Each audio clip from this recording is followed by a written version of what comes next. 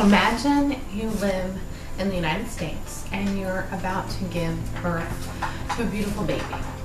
You're a minority woman feeling so excited to have this wonderful life and this experience. And you have no real complications that you've come across, but just thinking about how you're going to have this beautiful child. Though we are in the midst of a global pandemic from this virus called novel coronavirus COVID-19, and your life is going to change. Now imagine that you're a mom that has contracted this COVID-19 virus and you're about to now give birth. But this virus is unknown. You don't know what to expect. The mother has complications now and will be needing an emergency C-section. Her life and experience has changed. Year 2020, it's going to be the best year of your life. Imagine you found out you're pregnant with your first child. Well, let's take a step back. Now here comes the worst pandemic in history, COVID-19. I was not only given the news of losing my father to COVID-19 in early March, I am now in my second trimester of pregnancy, a minority woman in the United States, a nurse practitioner who has a chance of possibly contracting COVID-19 myself or to my own born child.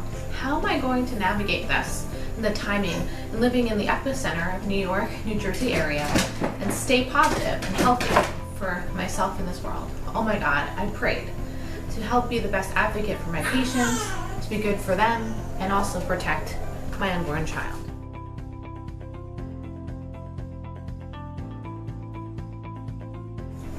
Oh my God, I prayed to help be the best advocate for my patients. How can I do well for them as also protecting myself and my unborn child?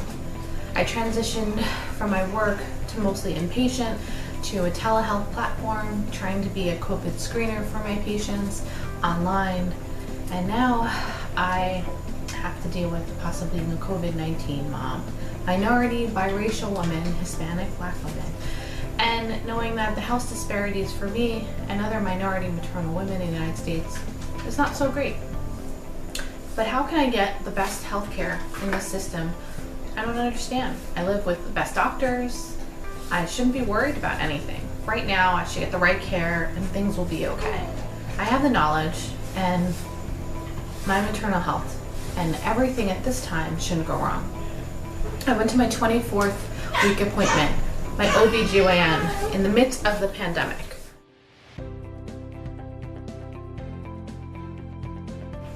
So I'm coming into my fourth trimester appointment, and my doctor says to me, make sure you have an advance directive.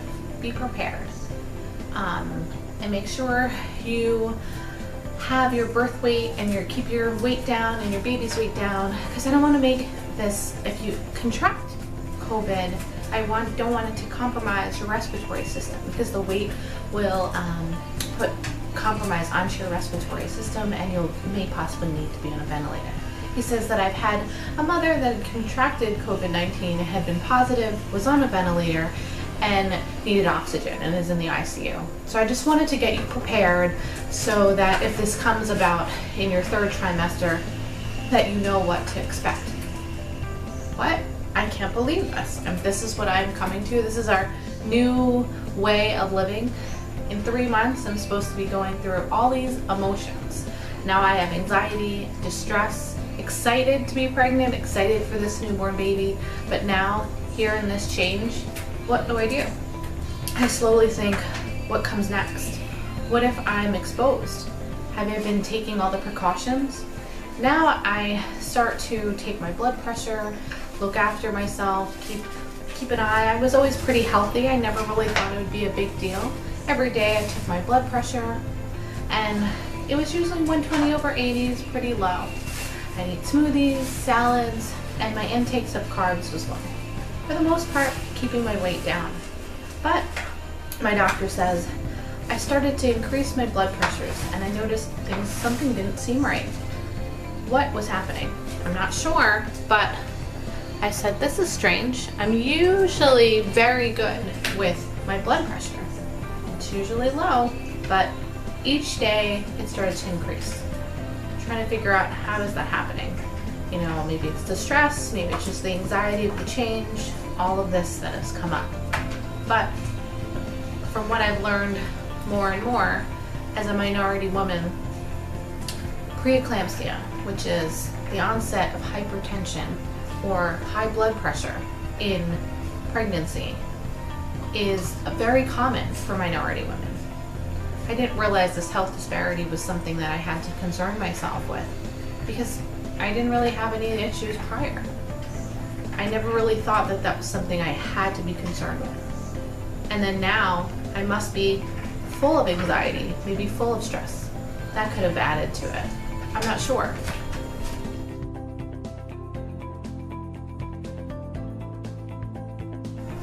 So I'm an individual with low blood pressure. You know, like I had told the doctor, I usually take my smoothies, my salads, and trying to keep my carb intake down. It was super important to me. For the most part, I told my doctor, I don't think I should worry about this, but guess what? I had still ended up with preeclampsia. And that, like I said, is the onset of high blood pressure during pregnancy. I didn't think this was a problem, but it is very common in minority health women and other things like gestational diabetes, preeclampsia, other major complications, and that I needed to concern myself. I didn't really think I did, but I do.